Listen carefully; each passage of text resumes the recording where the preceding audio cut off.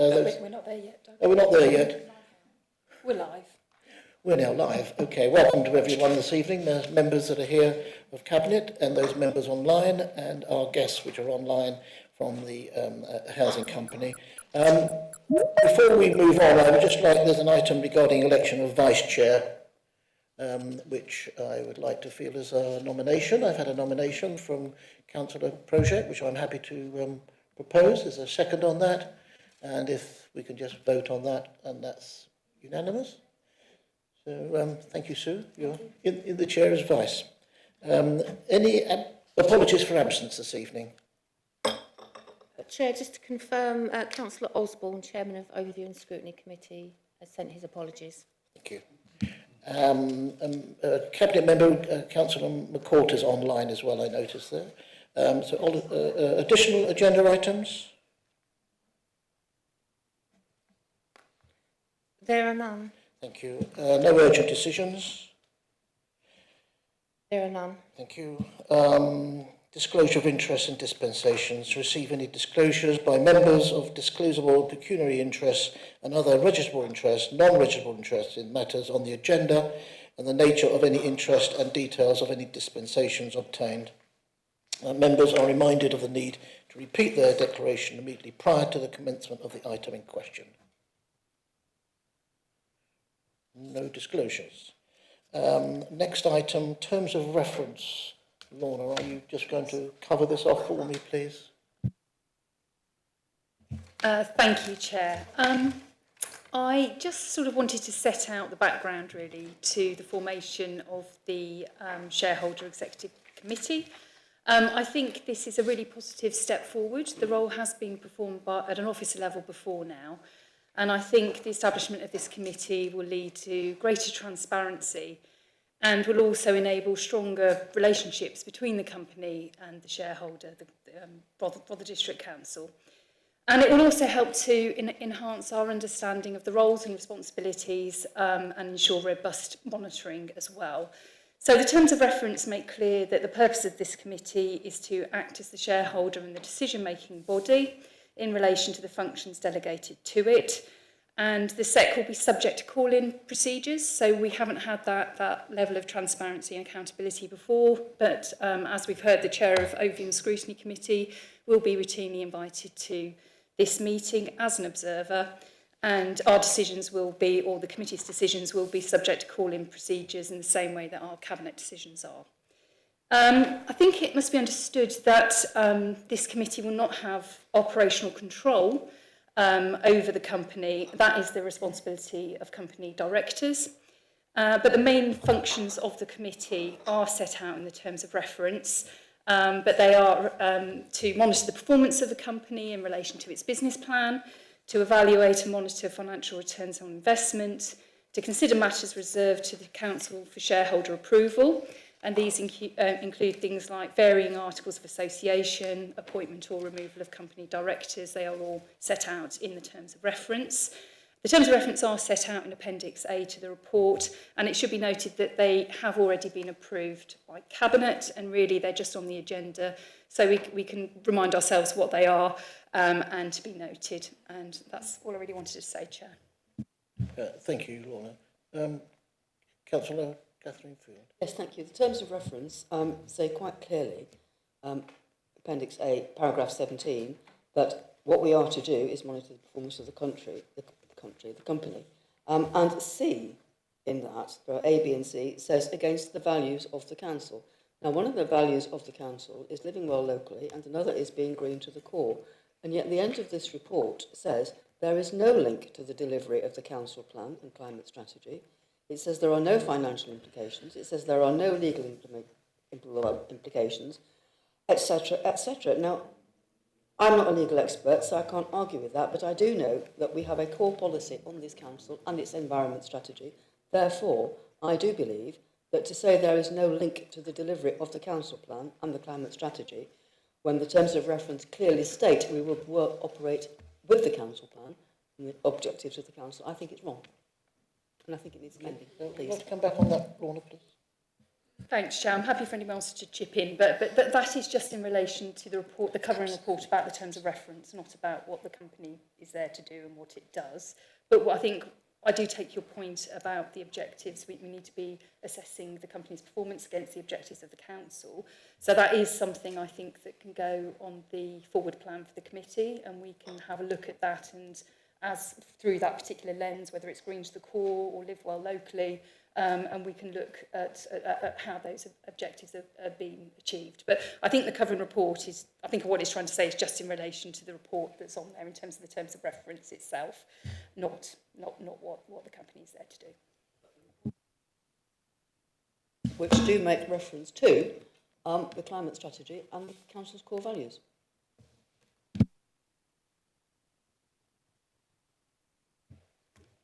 Thank you, Chair. Just in response to Councillor's point, I'm not sure I could have put it much better than Lorna, to be honest. So this report is in relation just to the terms of reference.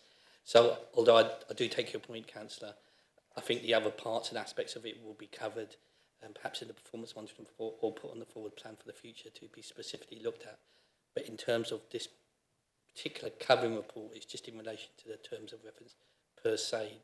In terms of looking at the performance of the company now, if there's issues that members would like to see in terms of performance of the company, that can be duly noted and put on the forward plan, which I think has been done.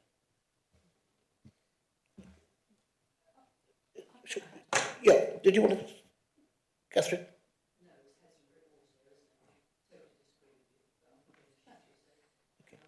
Okay, if I can invite Councillor Christine Bayliss. Yes, well, I have to say, I mean, I have a degree of sympathy with Councillor Field, because when I read it, the first thing I thought is, I went straight to look at the bit at the back which says, has it implications for this policy and that policy, and I thought, hang on a minute, why is there nothing in there on any of the policies?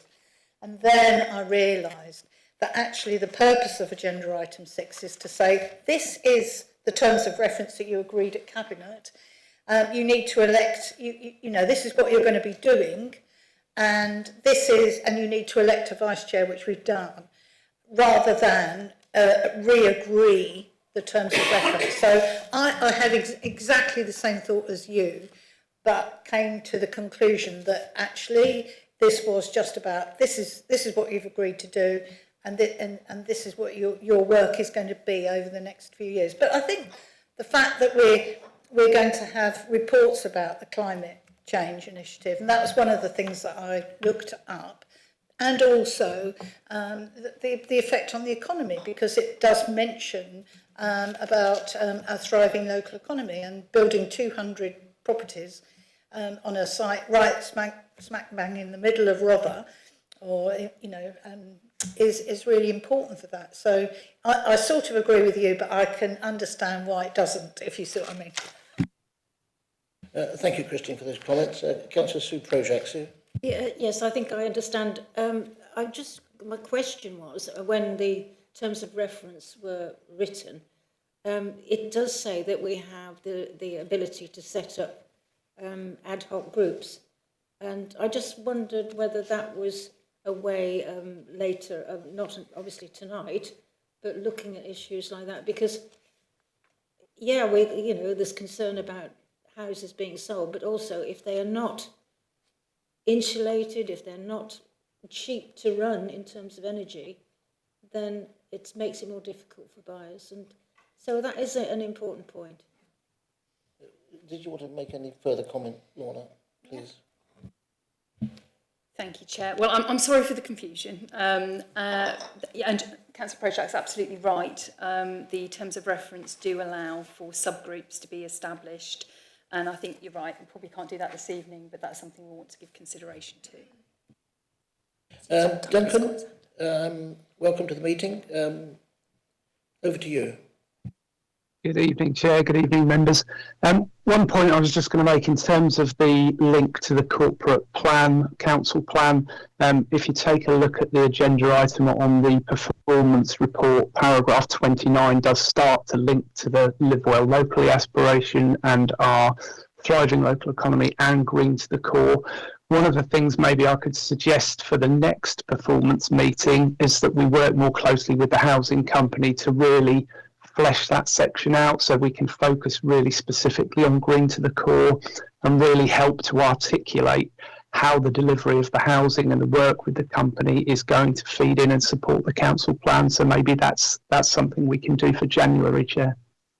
Yeah, thank you for that, and I think we can move on from there, given the fact that we've identified the way forward. Yeah? Okay, that's fine. Right, so Andrew, are you going to give us a brief as to the report? I've got a note here. Or, In the performance report? Yep, yes, I can do it. you can do. Yeah.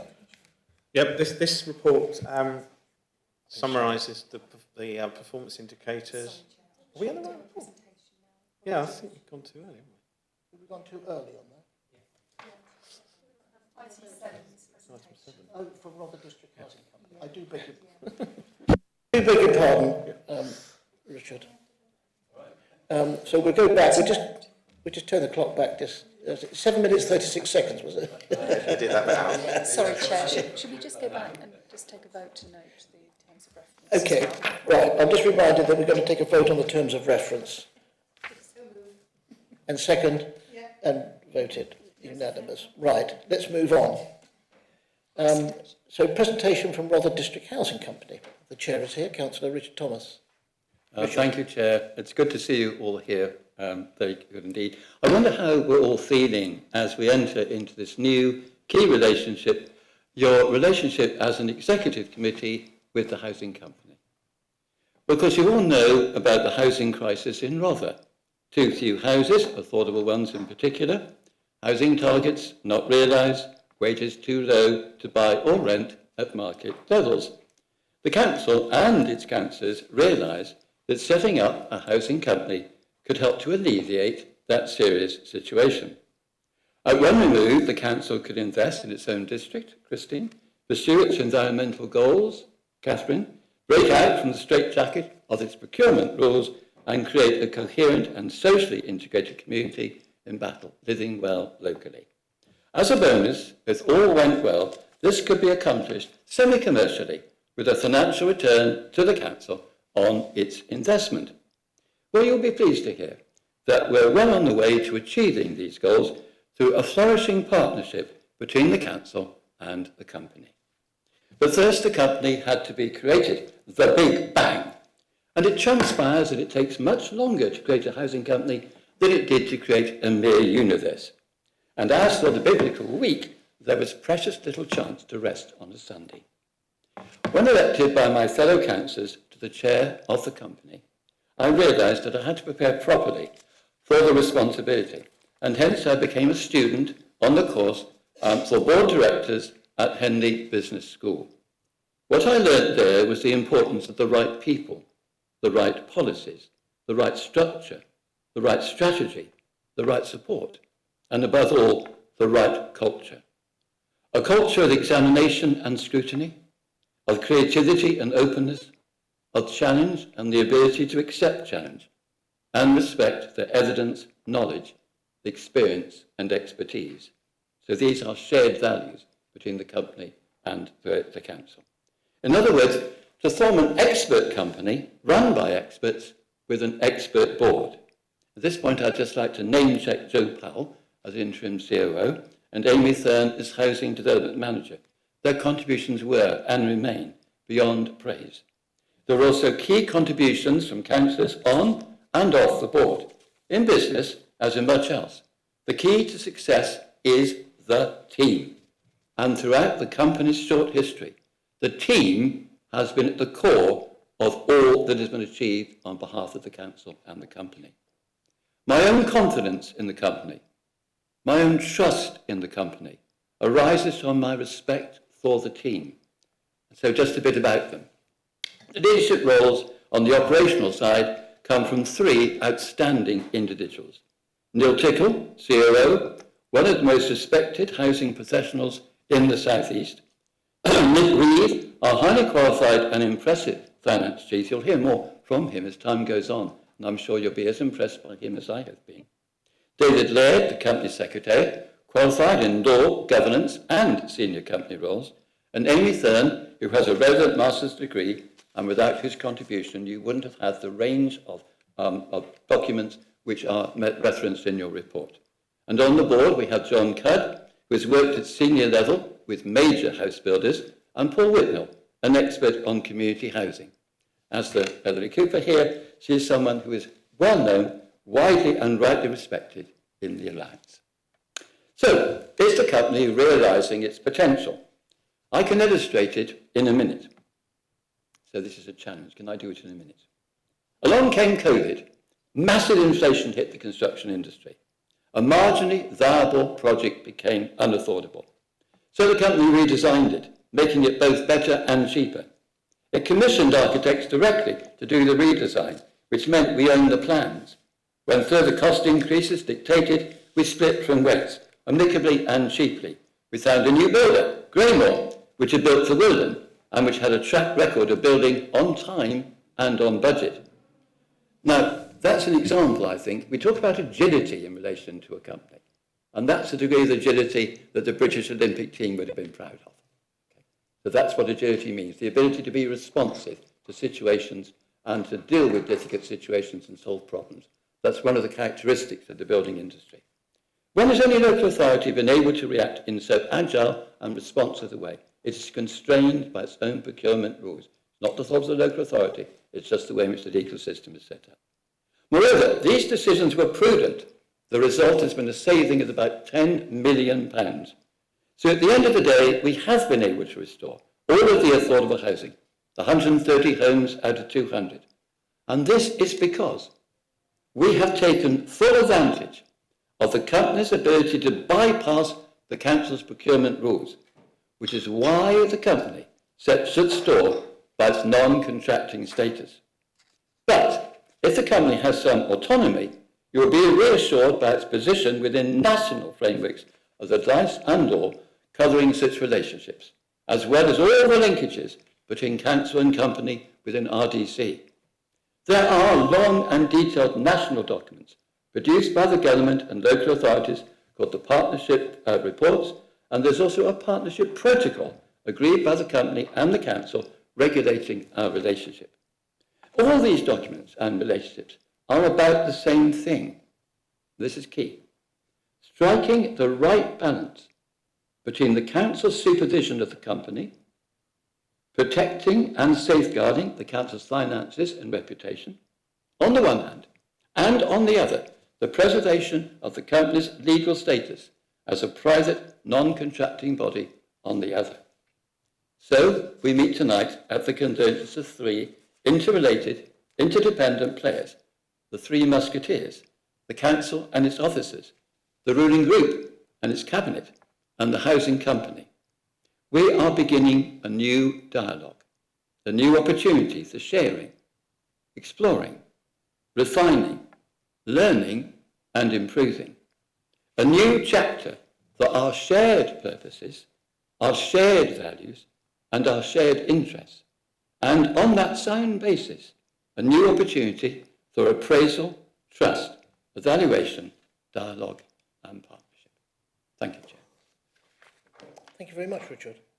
I'm sure members have been able to identify a lot of what Richard said with the progress we've made so far. And I think that when we all felt that this was one project, perhaps a little bit too difficult and a little bit too far, and had been sort of left in the long grass for 50 odd years, it was quite a courageous move for us to bring this forward. And I think that we've now got to keep it really on track after some very, very difficult situations beyond our control. And I think that's the elements that are there. So I think we would acknowledge all that you've said, Richard, and if any members would wanted to make any positive comments or responses to Richard. Councillor Sue Project, Sue. Yeah, thank you, Chair. I mean, echoing what you've just said, really, if you look back and actually at that site, the whole site, you think, who would take that on? And I looked up the report that we had back in October 24, and I think it was Neil Tickle that gave the report. And so I looked back at my notes, and it said inflation added 6.3 million to the project. Interest, 5 million. Market value private houses dropped. That cost 1.7 million. And then I think the Housing Association reduced their offer by 2 million. And so where we've got to today is extraordinary, how we've pulled that back, or the company have pulled that back. So I just wanted to say that just to remind us of the huge difficulty, the challenges at the time. Extraordinary. It's fair to say that the company has shown tremendous resilience and resourcefulness in dealing with that situation. Instead of just saying that's the end of that, it found a solution. And it's a solution that works for the council as well as the company. Yes, I think we've had to bring in a lot of expertise around it, all in order to reassure everyone where we were, and we are where we are at this moment in time. We're not out of the woods yet. There's a long way to go, and there will be certainly, almost certainly, there will be issues beyond our control that we will have to overcome. But I think once you've got the right structure of team there and the willingness to work together to pull us through to the other side. Are there any other comments for Richard? No, that's fine. Well, thank you very much, Richard. It would be very useful to have a copy of your notes. Yeah, we've got the presentation. Yes, okay. So the presentation is coming now from the District Housing Company. Yes, thank you, Chair. So this will be me. I hope you can see the screen okay. I'll talk to the slides. I have a bit of time, and I'm really pleased to be able to talk to you all today about the progress we're making. And just to echo Richard's comments, really, this has been a huge team effort. To deliver a scheme of this type and value and size and complexity really does take a wide team, and that is everybody has been involved. And I think we need to talk, more collectively about the good work that we're doing here between the company and the council, and we should absolutely do that. For those of you that I haven't met, I'm sorry I'm on Teams tonight. My name's Neil. I'm the Chief Operating Officer of the Housing Company, and I have been for around 3 years now. I work on a part-time basis, and part of my role is to work with the board and with Richard on the governance side of the company and company matters, and some of my time is spent with strategic direction and making the key decisions on Blackfriars. So ultimately I'm responsible. Later on the slides I'll give you an organogram so you can see how the company is set up, but I wanted to just talk briefly about my background. I've been in construction and development my whole career, so mad when I think of the times, but it's more than 25 years I've been in delivering schemes, not all like this, some larger, some smaller. I was development director for nearly 17 years of Amicus, then Amicus Horizon, then Optivo, which the business that you all now know as Southern. So I've spent time building thousands of homes over dozens, if not hundreds of schemes, and they're all a little bit different, but they've all got commonality and things that you learn over that period of time.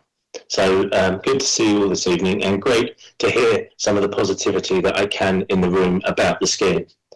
So what am I going to talk to you about tonight?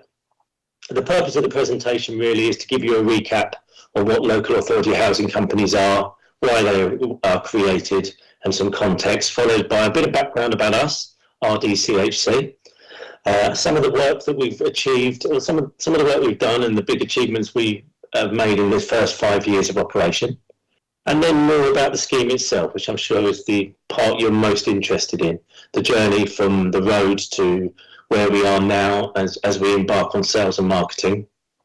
I'll talk to you a bit more about the programme, the house types, the tenures.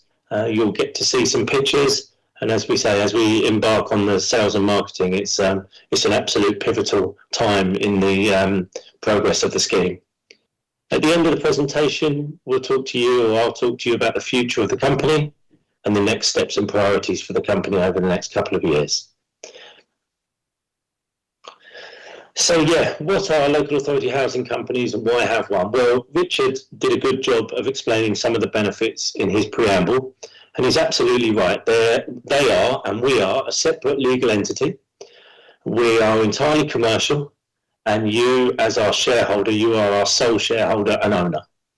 But what the commercial nature of our business allows us to do, as Richard outlined, is to circumvent the public procurement rules and some other pressures that local authorities have on them and restrictions around how they operate. We don't have that as a private business. So yes, in the case of Blackfriars, we were able to renegotiate deals to sell the affordable housing. We were able to re-tender the scheme to a hand-picked selection of tenderers rather than just go to a framework with lots of people that generally all price in and around the same. And we were able to go to absolute specialists, and that's borne real benefits in the savings that we've made. So yes, 83% of councils, it's estimated, and that's a couple of years old now, that stat. That's a 2022 stat. Back in 2017, 58% of local authorities company, whether active or dormant. And by 2022, 83% of councils had one as well, at least one. And different companies can be used for different operations within the local authority. But of course, the main driver for us is it allows us to deliver the scheme more simply. It's easier to buy land, build homes, manage and sell those properties all outside of the housing revenue account, because we're not involved with government housing finance systems, and we're outside of the Housing Act requirements, so we're not subject to right to buy, etc., etc. So yeah, when setting up a housing company, local authorities do it for different reasons. Some want to just facilitate development in their area because not a lot's happening. Some want to purely make profit, and that can sometimes be at odds with some of the drivers of that council, because you're purely making all decisions to maximise returns. And also sometimes companies can be set up in a way, as they have in this case, where there's a particular scheme that just hasn't been delivered. And I appreciate Blackfriars is the first of what was intended to be many, and hopefully that's the case. But as the chairman said, it's a very complex site to choose as your first scheme, but we've navigated things pretty well, and we're in a good position. So I'm just clicking on, it's going to take a second, I think, to move.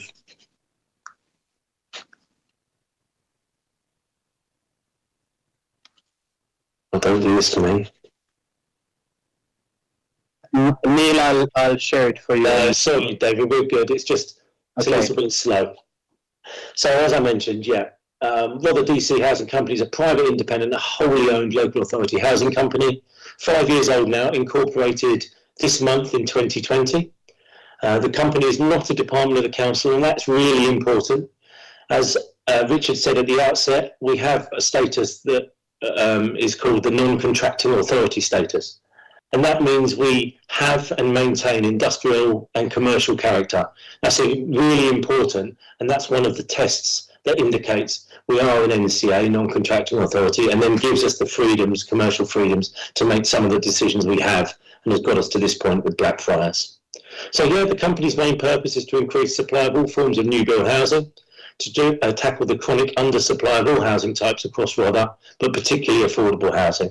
And as you'll hear later, 130 of our 200 homes will be for affordable housing, and I'm very proud of that stat.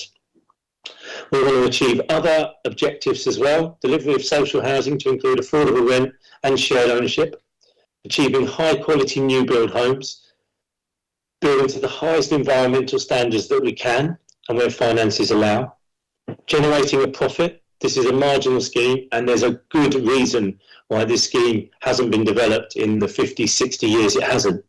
And that's because it is marginal. And if there were sufficient profits in a scheme such as this, then the housing market and the PLC businesses would have come forward to deliver this scheme previously.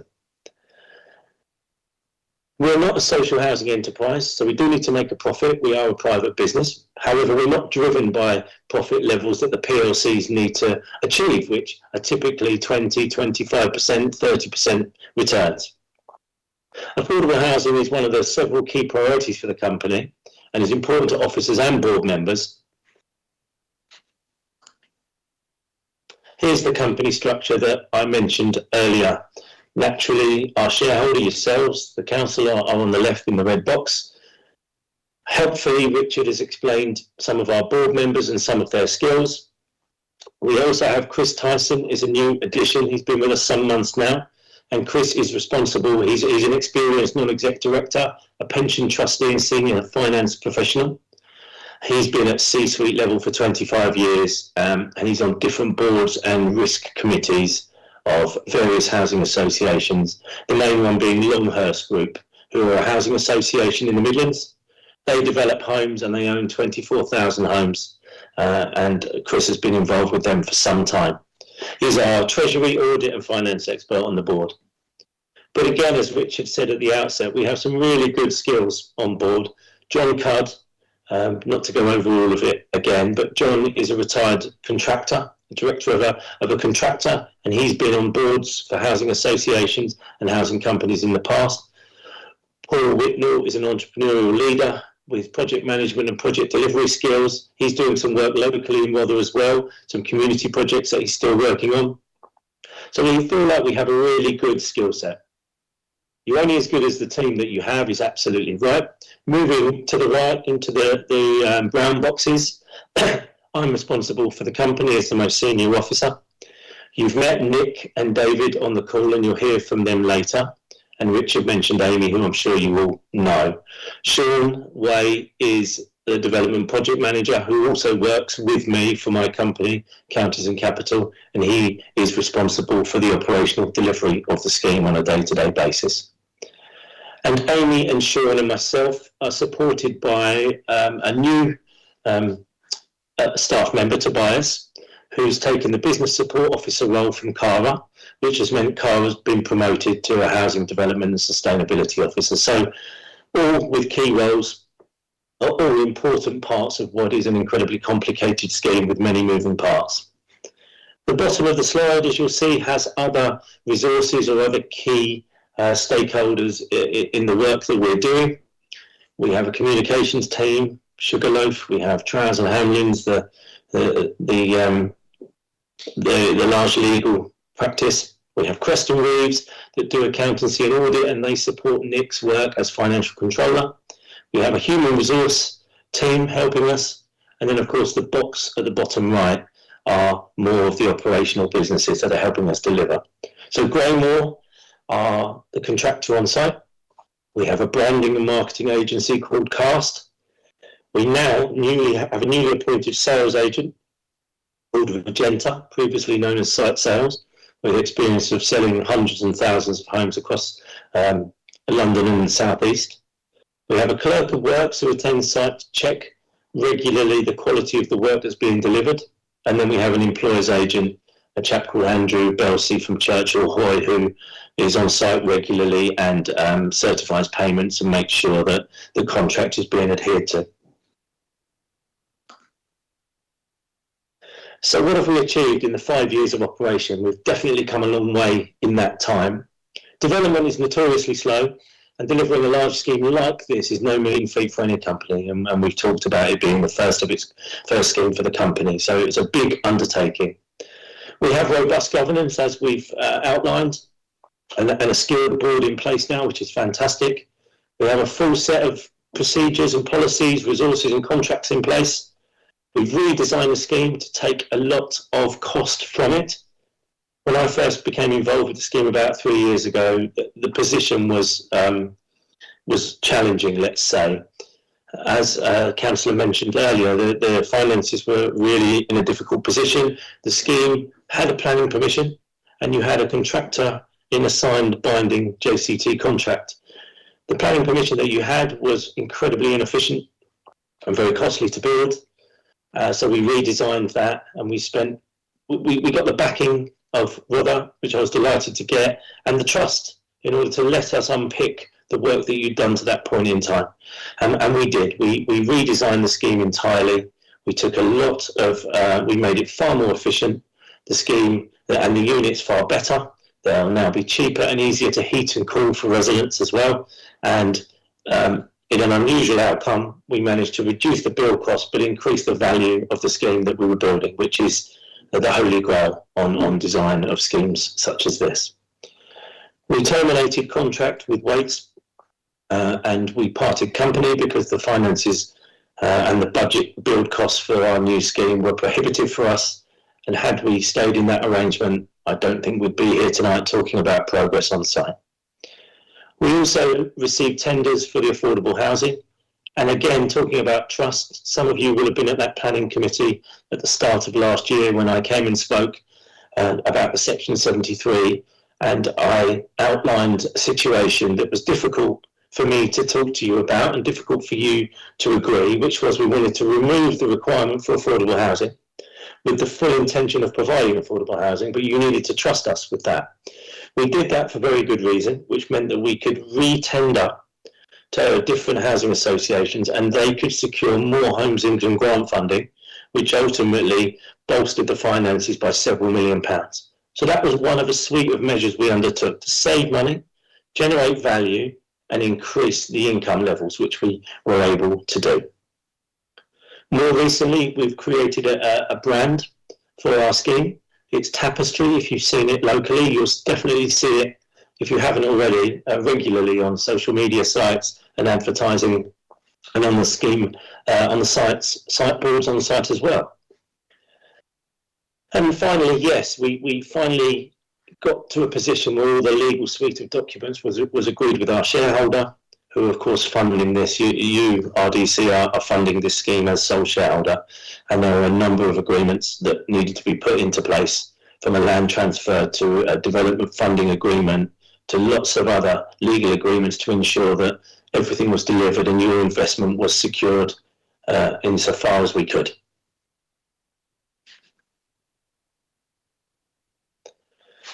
So yes, Tapestry at Blackfriars. The picture on the left-hand side is about 3 years old now, and the picture on the right is about 3 weeks old. So you can start to see the progress. My little graphic in the top right corner, I quite like that one.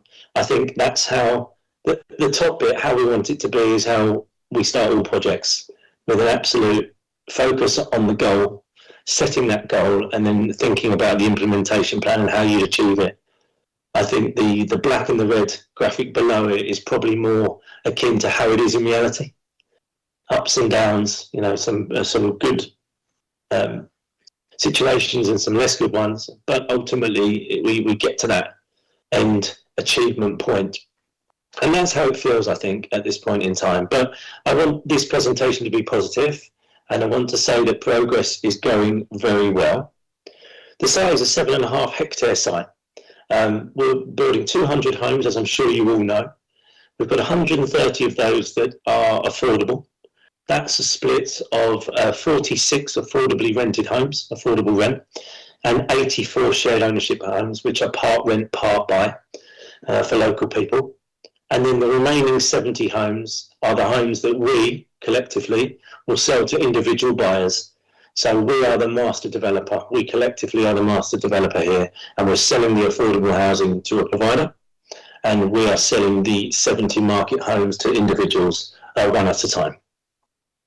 So yes, the chairman mentioned this earlier. Blackfriars have been allocated for development for 60 years, according to my sources, and it was first earmarked for housing in 1967 in the Battletown Plan, and then successive plans up to the 2006 local plan. It's the largest rural town housing project delivered within Rother in over 10 years. Those of you that know the site and have been there, and I'm pleased to say I think all of you are coming to site on the 17th of November, so I really look forward to showing you around, and we'll have progressed much further by then. But those of you that know the site will know that it has a range of challenges that not every development site has. Would you believe, from one side of the site to the other, there's a level change of 40 metres. The topographical change in levels means we need 16 large retaining walls to deal with changes of levels to ensure that the houses are on solid flat footings the best we can. So that included a huge amount of earthworks, both from Brahini, who did the Spine Road, a council contract that was completed some while ago, and also for the housing element, where we've needed to move an awful lot of earth for many months to get to the point where we can start to build the oversights and the plots now, as you can start to see on that picture. There's significant ecological and arboricultural sensitivities on this site. You know, the woodland area, Knightswood Meadow, we've got the green infrastructure plan with the distinct parcels through the scheme and some ecology there as well. So we've got bat boxes and swift boxes and lots of different ecological measures that I know many councils will be very pleased about. Yeah, and it obviously it is located within the protected High Weald National Landscape, so we need to give that the attention it absolutely deserves. Okay, so here are some of the key milestones starting at the beginning of this scheme on the left-hand side of the graphic that you can see on your screens. So the original HIF funding was secured in February 2019 and outline planning approved for the previous version of the scheme in December 2020. Brahimi Civil Engineering, BCE as we call them, were appointed as road contractor in April 21 and started a year later in April 22. We redesigned the scheme at the beginning of 2023 when we realised that the finances meant that we potentially were going to have a road to nowhere and the implications of that. And we terminated contracts there by mutual agreement in December 23 with Waits that allowed us to then re-procure our build partner. There you go. That's another slide of dates that show you up to current times. We signed our pre-contract services agreement, a PCSA, with Graymore in September 2024, and they really got going on site a little later than that.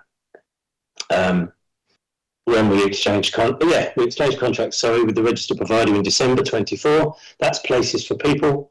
By doing so, that bound them to the deal, and it meant that the income from the sale of the 130 completed homes was certain for us, and that was a really key milestone at a time when lots of other housing associations were withdrawing from the market, were pulling out of schemes. We deal with lots of other councils and housing associations, and around that time, deals were falling left, right and centre. So a key part of this was pushing hard to get that deal exchanged, which I'm pleased to say we did do.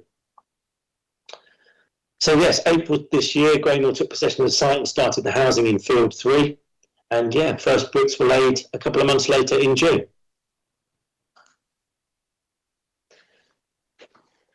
So just some stats about Tapestry at Blackfriars. As mentioned, we have those 130 affordable homes. The first handovers are scheduled ahead of programme. We have a programme that says that the first handovers of homes, the first cluster of homes, will be in mid-March, but we're forecast at the moment to receive those at the end of January. So very pleased to say that the critical path is ahead of plan. And actually no element of scheme as we sit here tonight is behind programme, which I'm very pleased to say. I think the report that you have talks about some of the estate roads which weren't on the critical path, were slightly behind because we'd focused on the key critical path of the unit because that's the most important element of our programme. But pleased to say that we're on track with everything currently. That may of course change. We're going into rainy season, into the winter. But so far, so good, and we're ahead of things, which is a great spot to be in. You'll recognise the site layout plan on the left of that slide. What we've had to do is divide it down into 21 clusters of small numbers of units. It's actually no more than 10 at a time. But we start with cluster 1, which is to the bottom of that graphic. Those of you that know the site will recognise the spinny end of the site there where you access the development site, and those homes that you can see, I don't think you can see my cursor, but the ones on the road as you enter will be the show home and the first cluster to hand over around mid to end of January. Then we have another cluster 2 near, then we go up to the top of the site as shown in that plan for 3, 4, 5, 6 and so on and so forth. So we have a programme of delivery that flips about a little on the site, but that was done not on purpose, but what we needed to do was remain ahead of the programme, because once we'd agreed terms with Places for People, we had very fixed, finite dates that we need to deliver their homes. So in conjunction with Graymore, we were able to be efficient with our build process to ensure that we don't miss any of the dates that we need to achieve. Overall, completion of the scheme is scheduled for September 2027, But as mentioned, we're a little bit ahead of that. I think the clusters vary between, some are scheduled the same, some aren't ahead of programme but aren't behind. Some are 4 weeks, some are 8 weeks, and some are as far as 12 weeks ahead of their contractual dates at this point in time. But as mentioned, that could well change. So here are some more pictures of some of the works. On the left-hand side, you can see one of the large retaining structures where, if those of you eagle-eyed will see those huge diggers, huge orange diggers, which will give you an indication of just how big that retaining wall is. That particular one will be sprayed with meadow, seed and grass, so it won't look too imposing as it does at the moment, but it gives you an idea. As mentioned, there's 16 large retaining structures on site, which totals a couple of £1 million worth of work, would you believe? And we're ahead as well on the retaining structures. We've done 14.5 of the 16 walls at the moment, so really going well with that. So where are we with things now? Well, we're starting to see the drone shot that you saw on the last slide, as I mentioned, is about 3 weeks out of date. Field one at the spinny end now, we're starting to see roofs go up. So yeah, this is a better one. There you go, on the right hand side of this slide. That's the pair of units that you can see as you come in the spinny here.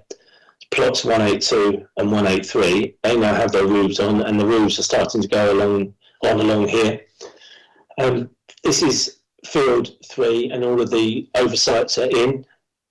Field 1 the same, and in field 2, the central part of the scheme doesn't have some of the plots, foundations and piling put in place until the summer next year.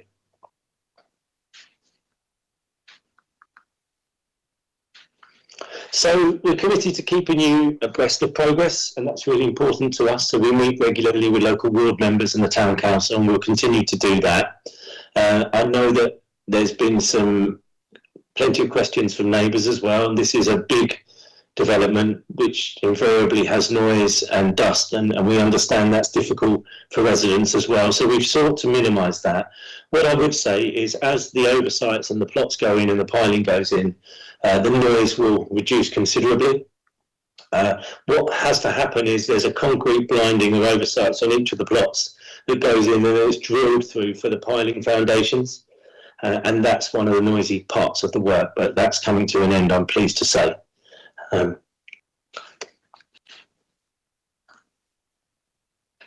Moving on to the branding.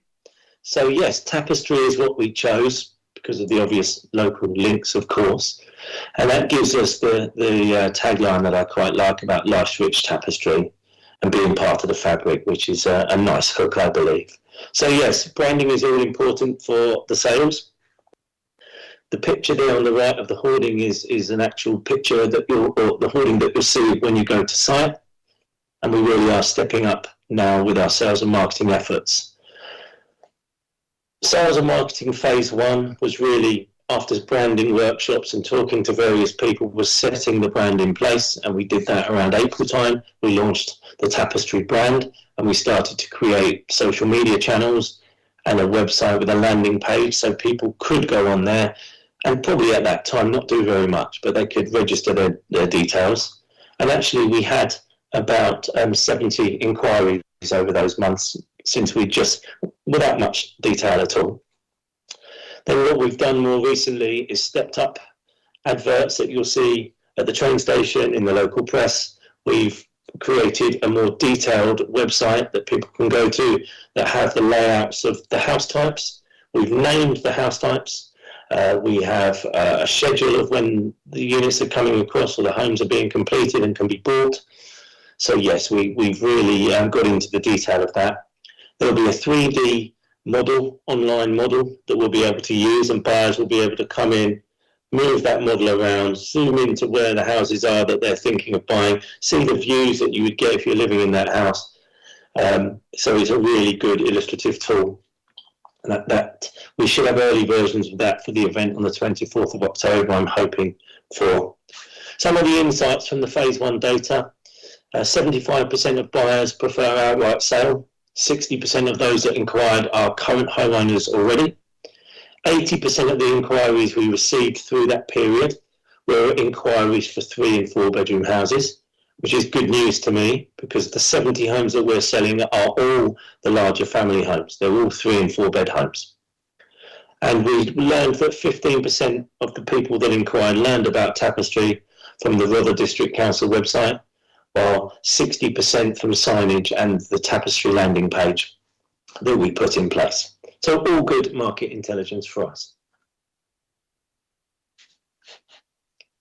Now I'm going to push this and hope that this works. Let's see, it's only a short 20-second video, but I wanted you to see some of the branding. Let's see if this works.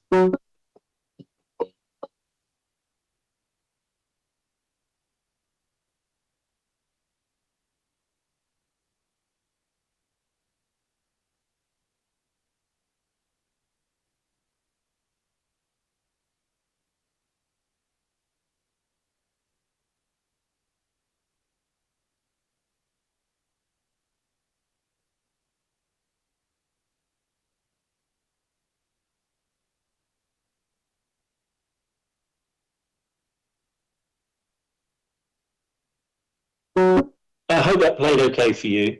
It lets you see some of the colours and the palettes, and actually there's some wonderful shots in this drone video where you just see how green and luscious the local area is, and some of those views from the site are incredible that you'll see on the 17th of November when I hope you can join me on site. Sorry. Okay, so a bit more about the timeline from here on. Lots of you, or some of you, would have heard me talk about developments in the past. Development is an inherently risky activity. That we can't get away from that. We've sought to de-risk things the best we could by letting a build contract that's very tight and has no room for manoeuvre or uplift, for having the right people doing the right jobs, as Richard said at the beginning. But the single biggest risk that exists is the market and how the market performs, the sales market. And we can't control that. What we can do is launch at the right time with the right collateral, with the right people and the right information, and get that good engagement early on to ensure that we sell those homes as those clusters come across. By delivering the homes in the clusters that I mentioned, it means that we don't ever have a phase of 60 houses coming or something like that, where it feels like we've got a lot of unsold stock. So what we're hoping is that the early clusters get sold to pent-up demand. And we're having some good feedback already on numbers of interested parties. But we have to wait and see whether that translates into sales. The way that we've set our expectations are, we've set a value that we can talk about in the confidential session later, if you would like, that we need to achieve to deliver against our cash flow. And that's what Nick and I sit and talk about very regularly, about the projections around cost and income. But we've also, with the help of Regenta, our sales agent and partner, we've sat and considered the sales rates, and we've considered the values of sales release. So we've got values that we're happy with. And actually last Friday were the first preliminary adverts put onto Rightmove. So if you go on there and search for Battle, then you can find, we don't have all of the CGIs like the one you have on screen, but we will have in the coming days. So we wanted to release as much information as we could, partially because we're being asked regularly by potential buyers for it. So very pleased about that at this stage. So some of the dates you can see there on the left-hand side was the campaign launch and the media in September. As mentioned, we had the microsite in place. That was before September, actually, but sales prices were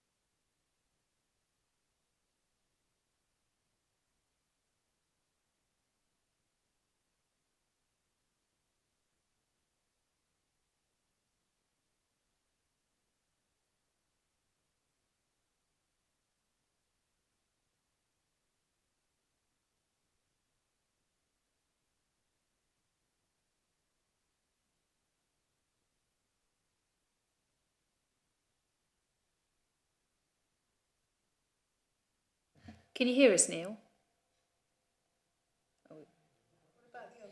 I think he might have dropped off the call. He'll rejoin again. We'll give it a few minutes, shall we? That's fine, Chair. Yeah.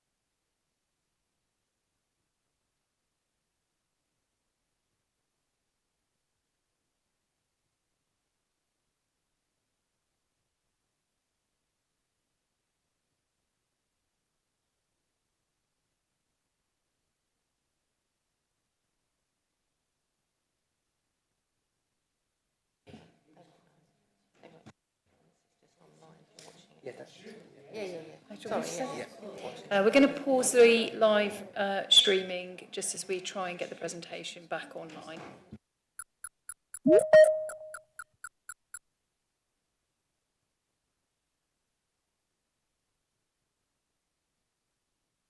I'm so sorry about that. My computer chose that moment to turn itself off.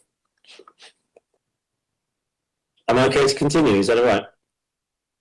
Just bear with us, Neil, for a moment. We sort of pause the live streaming, so we'll call you in a second. Oh, sure. Okay. We're online, actually. Yeah. Okay, we're now back online, Neil, so back where you were. Thank you. Again, I'm so sorry. My computer never does that. And of course, the worst possible time. Goodness.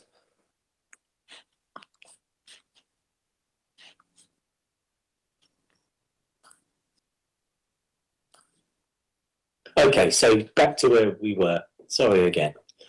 So yes, phase 2 marketing activities is now underway, and we have the event on the 24th of October that we're hopeful that lots of people can come along to. They'll understand a bit more about the sale prices of the houses, the process and the cluster dates for handovers. And yes, they can come and ask lots of questions about the scheme and about the community, and find out all the things they need to know.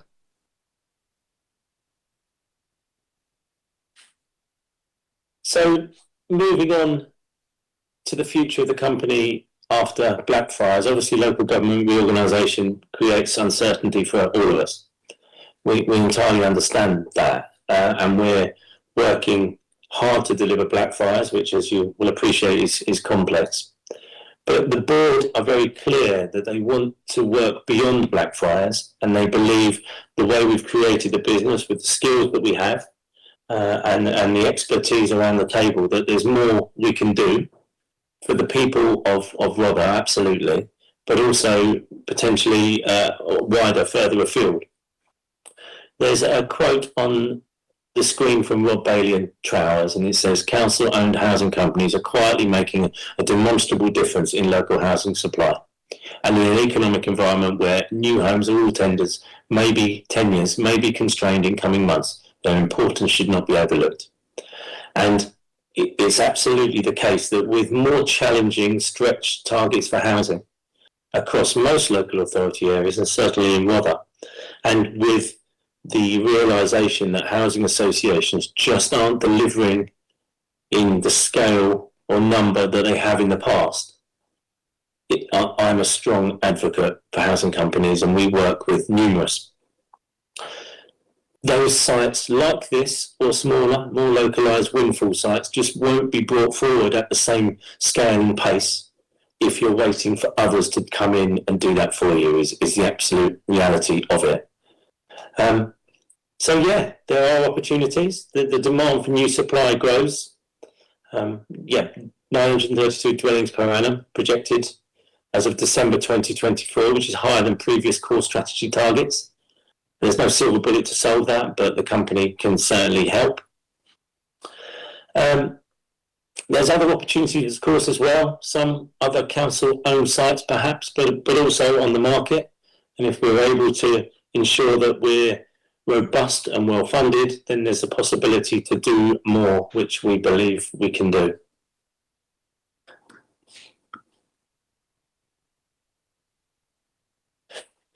So yes, what comes next? The sales and marketing function, as mentioned, is risky, but it's exciting. It's an absolute key part of it. And we're well positioned to sell these homes to individuals and excited to do so. The completion of Tapestry will happen at the end of September time 2027 or sooner. And from here on, we intend to develop our business plan with you, in conjunction with you, to keep the good partnership work going. And at that point, it's open for questions, Chair. Thank you very much, Neil.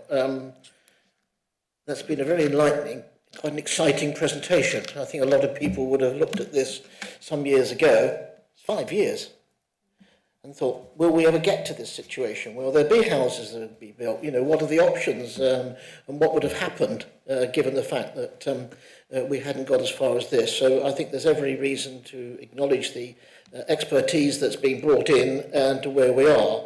Which makes us all feel relatively comfortable to a certain extent. We know that is a way to go, but in saying that, this is way overdue that members, Cabinet, this administration have got this insight into the housing company. I can remember, Neil, we were at a meeting, I can't remember now, 18 months ago or something like this, and it was all smoke and mirrors. I didn't quite grasp all what was going on. It was seemed to be a little bit distant from the information that we had available. So I think that the way we are with this particular process of a shareholder executive and sharing and exploring the way forward, the opportunities that will exist to go forward, we need to explore them. And I think your presentation tonight has created a lot of insight and a lot of information, which I think we will all acknowledge is of a first-class standard. So I'm sure there are questions. There are indeed. Catherine, Councillor Field. Yes, thank you. I do have a question, and it's about cost saving, but I don't know if it's appropriate here or if I should wait for the confidential session. I think it could well be. Indeed. Yeah, wait. No question then. Well, I think it sounds as though we go into the questions, into the...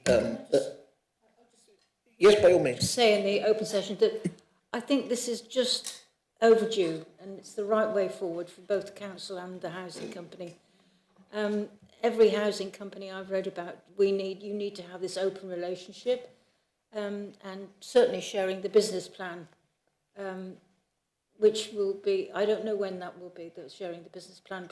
Presumably, Neil, you've got a business plan already in existence. Yes, Councillor, we do. We need to write a new one because of changing times, and it is something that we've wanted to do for a few months, but a bit like yourselves, there's been such uncertainty about what the future held and other priorities. It's taken not a backseat, that's not right, but we've had other priorities. So it's certainly something we want to do in the coming few months, yes. Yeah, I think you're absolutely right, and I think it's the senior leadership team here at Rother have identified the benefits of us working as we want to be working going forward. I think it's absolutely vital now, and that we can all share the shared success of the risk that went into it all and the uncertainty. So, are we going to then take questions? We can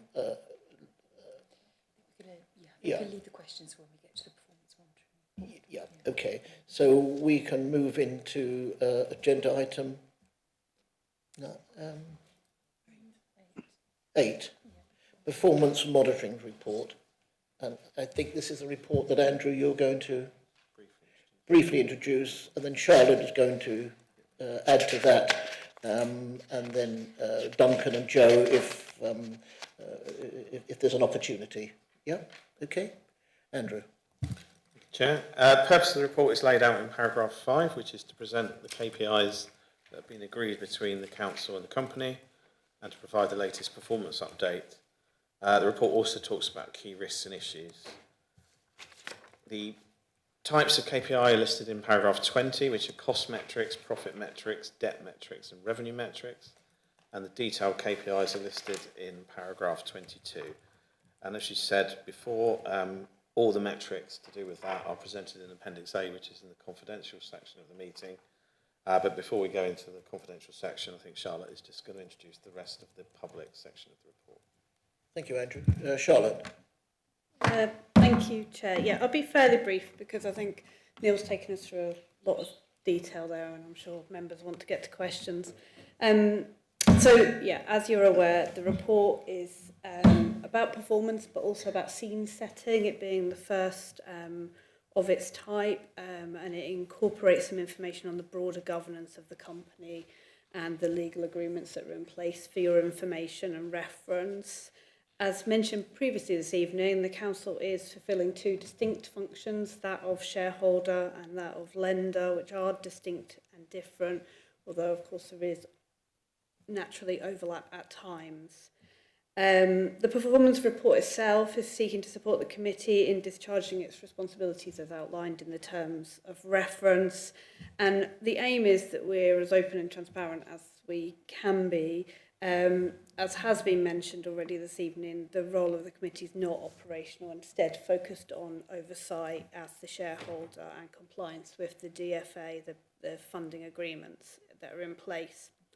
As Neil's already said, on site things are progressing well. The company have indicated they're around 6 weeks ahead of schedule. Progress is out of sequence in places, but that's for operational reasons, and we don't have any overall major concerns to highlight at this time.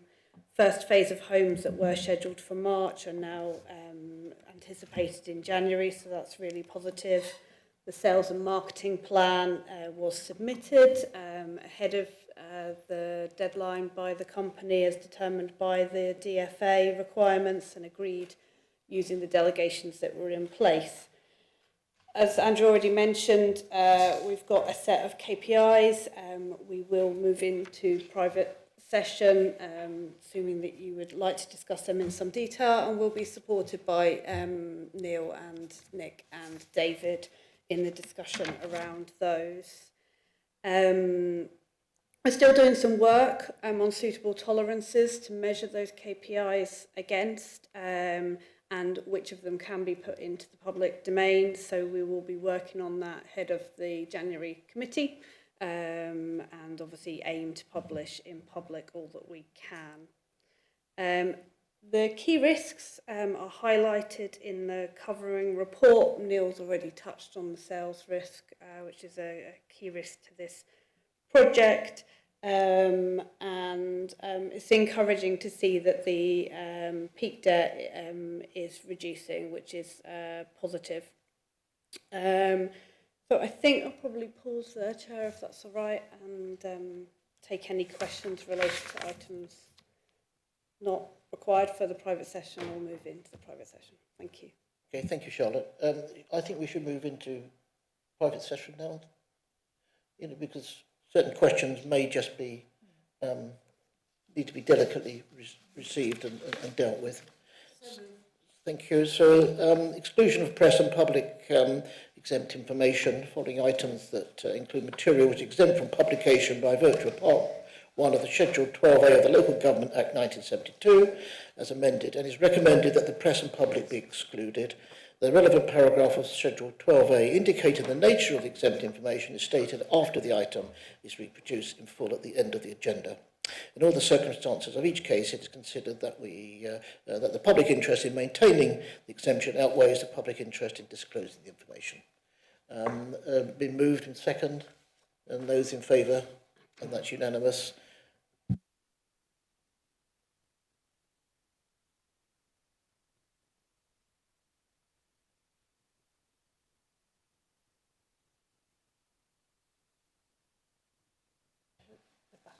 Okay, we're back live. So, following this evening's discussions, which I think have been very extensive and very enlightening, I think it's been a very, very good exercise all round. We need just to confirm the recommendation from agenda item 8. But before doing so, I'd just like to publicly say, Richard, Councillor Thomas, all that you've done to hold this together. I know you've been supported by officers, and I know Joe's got very much involved in this, and Duncan also. So we've been able to create this ability to bring us to where we are tonight, I think, where there's this open cooperation to deliver, and that's really what we're here about. And that would be something which would be a wonderful legacy for the Alliance, to have actually had the courage to take this together. And I think we all wonder whether it was made the right decision, but I think we have. I think we are where we are now, and I think it's exciting and very rewarding. So if someone could just move the item, thank you, and second, Catherine, thank you, and those in favour. And that's unanimous. And thank you very much, everyone, that attended this evening. I think, is there anything? Agenda item 9, the work programme. Yeah.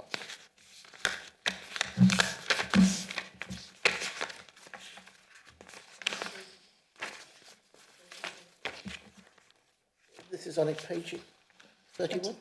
23. Oh, well, I've got it. Okay, I beg your pardon. Okay, there we are, the work programme, page 23. Sorry to mislead you. Okay, so I think the expected reports are now, we've completed the first evening this evening, and then into January, and I think it's been a very good way of identifying how the meetings will be coming forward, and then they're on a quarterly basis, and therefore I'm sure there will be up-to-date information provided by Neil's team in readiness for January. So unless there's any change of that. Move the report, thank you. Could I just say as well, I think Neil said he and his team would attend in person. Yes. And I would really welcome that. Yeah. Given that opportunity, Neil, I think we'd like to see you, which I think you've indicated you would have been here tonight unless there were a pre-organised event. So we are where we are, and we will move this report, and it's been a very interesting evening. Thank you very much indeed. And anyone who's got to travel home safely, and we can conclude the meeting at whatever time it is. 2060. Excellent. Thank you.